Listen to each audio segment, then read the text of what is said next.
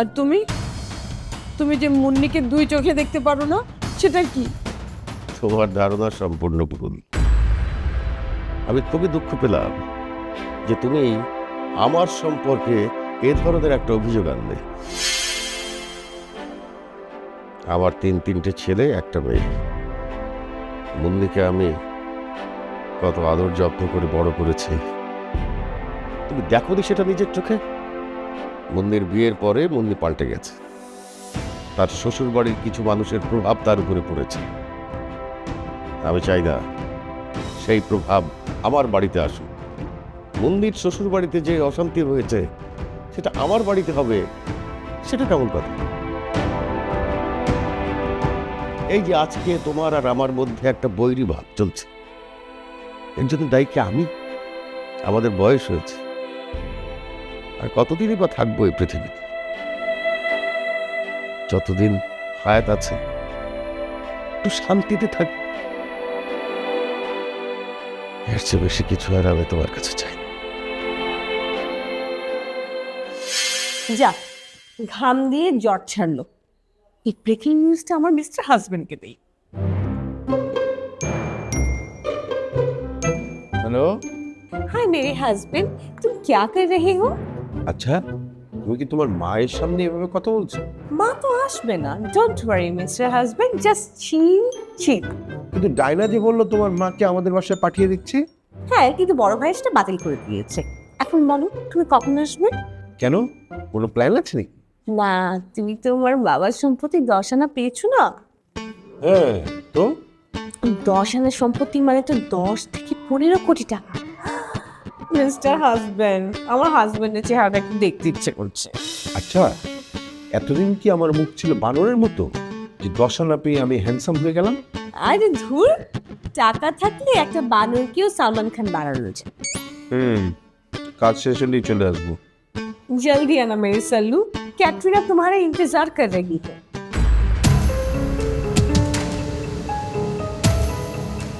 আসসালামু আলাইকুম স্যার। ওয়ালাইকুম আসসালাম। আরে আমি শাশা, বসেন বসেন। Thank you sir. স্যার, আপনি জাপান থেকে একটা রেফ্রিজারেটর ইম্পোর্ট করার কথা বলেছিলেন। হ্যাঁ, কোম্পানিটির সাথে আমার প্রাথমিক পর্যায়ের কথা হয়েছে। স্যার, জাপানে যে প্ল্যান্ট আছে সেটা কিন্তু চায়নার কুমিন সিটিতেও আছে। হ্যাঁ, আমি জানি। আপনি কি বলতে চাচ্ছেন?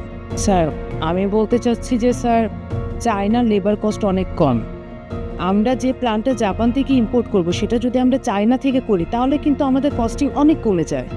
হ্যাঁ, আমি জানি, কিন্তু আমি এই প্রোডাক্টটা আপার ক্লাসের জন্য ইম্পোর্ট করতে চাচ্ছিলাম, কারণ এটা হাই এন্ড প্রোডাক্ট। কিন্তু স্যার, আমরা তো স্যার মিডল ক্লাস সোসাইটিতে বসবাস করি। আমরা যদি এই জাপানিজ হাই এন্ড পণ্যটি ইম্পোর্ট করি তাহলে কিন্তু স্যার ম্যাক্সিমাম কয়েক হাজার ইউনিট সেল হবে। আর সেই পণ্যটাই যদি আমরা স্যার চায়না থেকে আনি তাহলে কিন্তু স্যার কয়েক লক্ষ ইউনিট সেল হবে। স্যার, এতে করে কিন্তু স্যার আমাদের প্রফিট মার্জিন অনেক বেড়ে যাবে sir. You are right.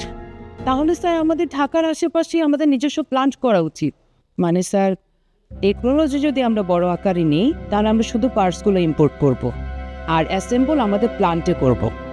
Sir, এভাবে করলে কিন্তু আমাদের প্রফিট মার্জিন আরও অনেক বেড়ে যাবে। আর এখন সব কোম্পানি কিন্তু স্যার এগুলোই করছে, তাহলে আমরা কেন করব না?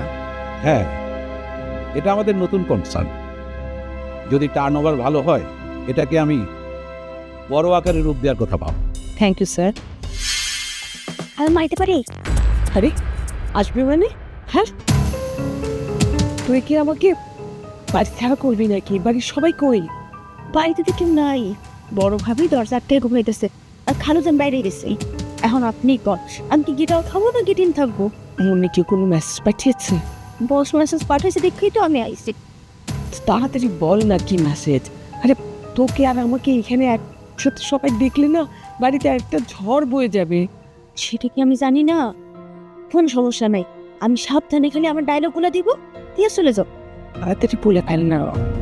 আপনারা যে বনবাসে পাঠাবে সেটা শোনার পরে বস না হার্ট অ্যাটাক করার মতো অবস্থা, কান্না পড়তে পড়তে বিছানা একটু পানিশ মিশায় ফেলছে। বস্তির কষ্ট দেখা আমি অনেক কান্না করছি জানেন, এক কাপ পরিমাণ পানি এটাই তোর মেসেজ? হ্যাঁ, তাহলে বাইরে কেউ আছে কিনা দেখে চলে যা তুই। মা রাস্তা ক্লিয়ার, কেউ নাই।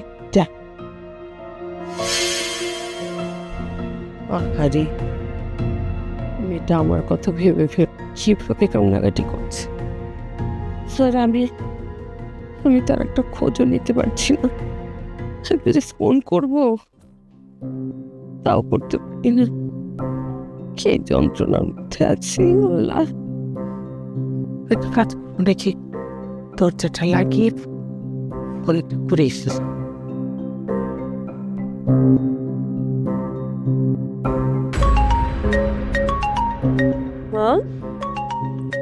মার নাম্বার থেকে কল আসলো কি করে?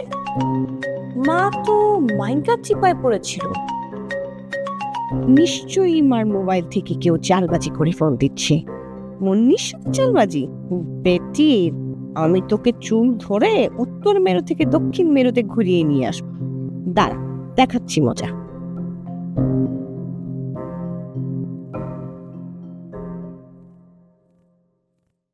हेलो, आपका तारीफ? मेरा नाम आमीना बेगम है। हम कराची से आए हैं। हमारी शौहर इधर काम करता है। आप कौन? ताई मुन्नी। तो यह सब हिंदी रख तो हम तो माँ भी थी। किसकी माँ? हमारी माँ तो खुदा की प्यारी हो गई बहुत साल पहले। মুন্নি, তুই আর কি রাখতো? আমি অনেক কষ্ট করে তোকে ফোন করেছি। আমি তোর মা। মা? হ্যাঁ, ওই বেটি, আমি ঢাকা শহরে থাকি। আমার তুই হাইকোর্ট চিনবি? ডান্ডি খাওয়া তোরে দিয়ে আমি ঢাকা শহরে রিক্সা চালাম। কে যন্ত্রণায় পড়লাম। আমার গলা শুনে তুই বুঝতে পারছিস না যে আমি তোর মা? গলা শুনে তো আমার মাই মনে হচ্ছে, কিন্তু সবকিছু আমার কাছে চালবাজি মনে হচ্ছে। আমার হাতে বেশি সময় নেই। তুই নাকি আমার জন্য খুব কান্নাকাটি করছিস, একদম হার্ট অ্যাটাকের মতন হয়েছে। ও, ডাইনা তোমাকে বলেছে? তাহলে তুমি আমার মা। মা, তুমি কেমন আছো? ভালো না রে, তোর কি অবস্থা? আমি তো মাইন্ডটা চিপার মধ্যে পড়ে গেছি, তোমাকে তো কল করতে পারছি না। আমার অবস্থা ভালো না রে। তোর বাবা বাসার সবাইকে বলেছে আমার উপরে কড়া নজর রাখতে। ফোন করতে না পারলে আমার চালাচালি কিভাবে বলবো? আল্লাহই জানে। বেশ কবে যে আমার মামি মাইন্ডকার চিপা থেকে বেরোতে পারবো।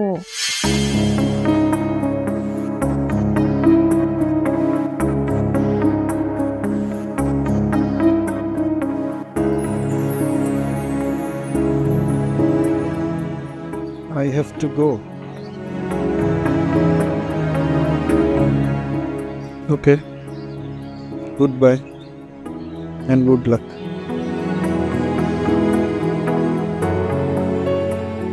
But I have to move on.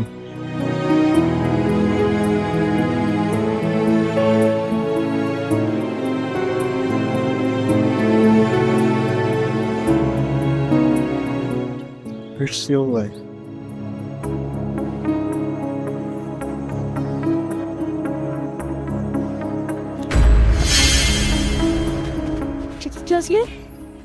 আপনি রেজের ক্ষতি করছেন না তো?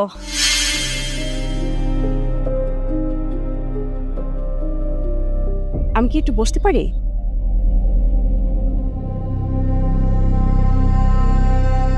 Thank you. আপনার কি চাকরি চলে গেছে? না, আমি রিজাইন করেছি। চাকরি চলে গেলে অবশ্য সবাই এটাই বলে। আপনার বস আপনাকে হার্ড টাইম দিত?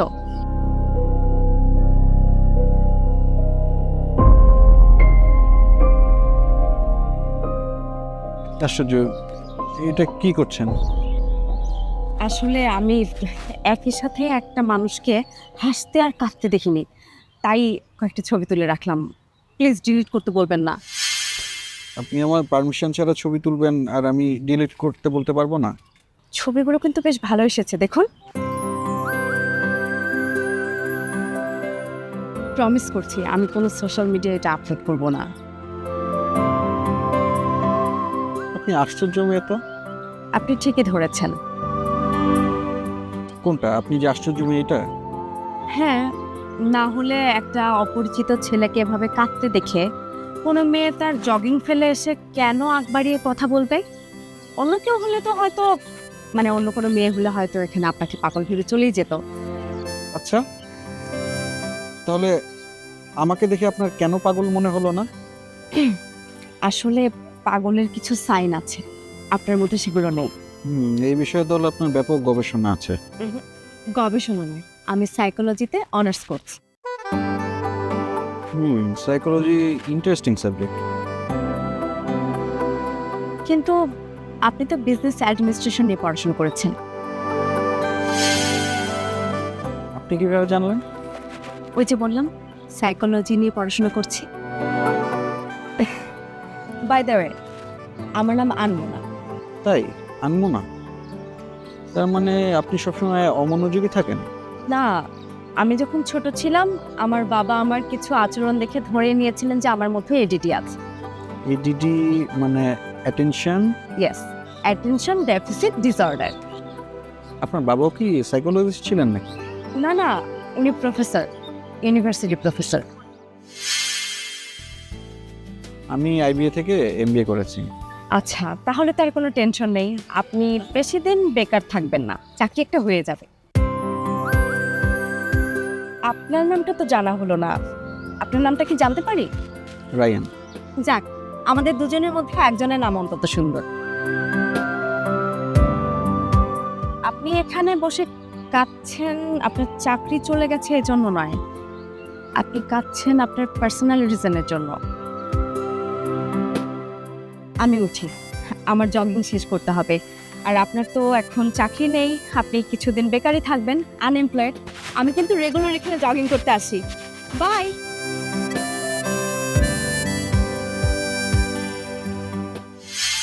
না, আরে আবার আসছিস? দেখ, তোকে এখানে দেখলে না এই বাড়িতে আমাদের দুইজনকে একসাথে বনবাস বানাবে। আমাদের জন্য এক লাগে দেখার মতো তো মানুষটাকে লাগবে বাড়িতে। কেন, জোসরা কোথায়? ভাবি তুমি একটু ঘুমাইতেছে।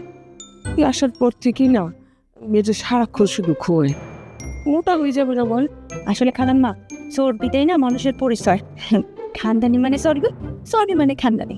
আর যারা চিকন তারা তো গরিব, গরুর মাংস খাসির মাংস কেনার টাকা নাই। তেহারি বিরিয়ানি ওগুলো যে খাইবো, ওই যে ভিড়িয়ে পরোটা খাইবো, এগুলো খাওয়ার মতো তো টাকা নাই। এর লেগে ওরা করি। আসলে খানদানি না বোঝা যায়, খাওন দাওয়ান দিয়ে খাই, এরকম মানে কতটা মোটা। আর যারা ডায়েট করে ডায়েট তো করা হইতেছে নায়িকারা আর হচ্ছে ওই যে মডেলরা, এরা সারাদিন হইতেছে খালি শাক পাতা খাইবো আর শুকায় থাকবো কাঠ পাঠির মতো। এরা খালি মুখটার মধ্যে মেকআপ করে, মুখটাই সুন্দর লাগে, আর শরীর থাকে আটকাঠির মতো। তাহলে তো আমার আরেকটু ওজন বাড়াতে হবে, তাই না? অবশ্যই বানাইবেন। আপনার দেখতে আসলে এমনিতেই খানদানি মনে হয়, কিন্তু আরেকটু যদি মোটা হন চর্বি হয় তাহলে একদম খানদানি মহিলা লাগবো। তাহলে আমাকে প্রত্যেকদিন হে ভাজা পরোটা দিবি। ওটা নিয়ে আপনি কোনো চিন্তা করবেন না। খানদানি ফ্যামিলির মহিলারা কেমন ডায়েট ফলো করে সেটা আমি ভালো করে জানি। খালাম্মা কি চিন্তা করেন? ওই যে আমার উপরে এবারে সবাই তো কড়া নজর রেখেছে। এখন এই কথা যখন উনি শুনেছে না, উনি খুব টেনশন করছে, সেটা নিয়ে আমি ভাবছি আর কি। আমাদের তো কথা চালাচালিও বন্ধ। আপনার কথা চালাচালি বন্ধ হয়েছে তো কি হয়েছে? আমার ফেসবুক মেসেঞ্জারে কথা চালাচালি তো বন্ধ হয়নি। এখন থেকে যা কথা হইব আমি ফেসবুক আর মেসেঞ্জারে জানিয়ে দিব। চোখ কান আছে, একটু সামনে গিয়ে দেখ কেউ আছে কিনা, তারপর তুই চলে যা। কিন্তু নাইস।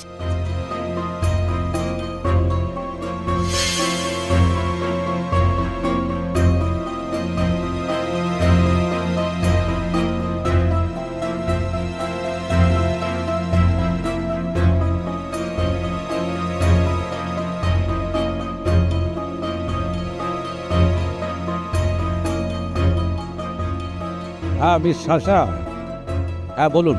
স্যার, আমাদের যে নতুন প্রোডাক্ট বিজ্ঞাপনের জন্য শুটিং চলছে, আমি শুটিং ফ্লোরে এসে কিছু জিনিস অবজার্ভ করলাম। আপনার অবজারভেশন ডেফিনেটলি ভালো, না স্যার, আমরা যে মেকারকে হায়ার করেছি তিনি আমাদের প্রোডাক্টকে হাইলাইট না করে তিনি হচ্ছে মডেলকে বেশি হাইলাইট করছেন। বলেন কি? জি স্যার, শুটিং দেখে আমি মেকারকে থ্রেড দিতে বাধ্য হলাম স্যার, কারণ তাকে হায়ার করা হয়েছে আমাদের প্রোডাক্ট হাইলাইট করার জন্য, কিন্তু তিনি সেটা না করে মডেলকে করছেন। আমি তাকে বললাম যে আপনি যদি আমাদের ইনস্ট্রাকশন ফলো না করেন তাহলে আমাদের নতুন কোনো মেকারকে আসলে হায়ার করতে হবে। আপনার থ্রেড করা হয়েছে? স্যার, আমার সামনে তিনি ঠিকঠাক কাজ করছিলেন, কিন্তু আমি না তাকে ট্রাস্ট করতে পারছি না। তাহলে আপনি একটা কাজ করুন, শুটিং শেষ না হওয়া পর্যন্ত আপনি ওখানেই থাকুন। স্যার, আমার একটা সাজেশন ছিল। আপনার সাজেশন সবসময় হাইলি ইফেক্টিভ হয়। বলুন। স্যার, এমন অনেক কোম্পানির নিজেদের মিডিয়া ডিপার্টমেন্ট আছে, মানে তারা টিভিসি, ওভিসি বিভিন্ন প্রোডাক্ট লঞ্চ করে থাকে। আমরা যদি এরকম একটা ইনিশিয়েটিভ নিই তাহলে কিন্তু ব্যাপারটা দারুণ হয় স্যার, এবং আমাদের জন্য ব্যাপারটা অনেক পজিটিভ। Highly noted. আপনি নিজে থেকে বিজ্ঞাপনের কাজটা শেষ করুন, আমরা অফিসে এই ব্যাপারে আপনার সাথে কথা বলব। Okay sir. Good job Shasha. Thank you sir. জি স্যার, বাই।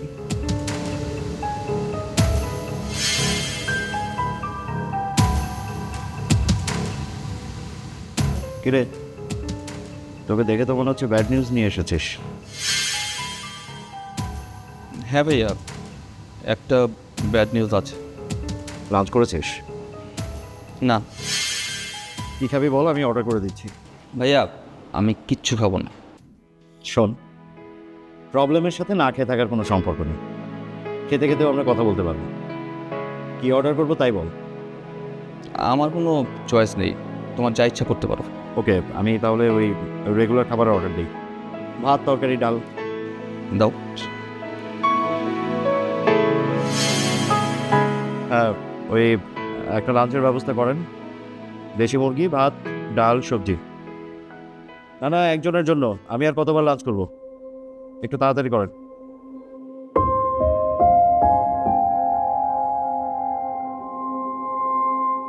এবার বল। সরাসরি বলবো? না, জিলাপির মতো পেঁচায় পেঁচায় বল। অবশ্যই সরাসরি বলবি। তুই আমার সাথে একটা বিষয় শেয়ার করবি, এত হেজিটেট করছিস কেন?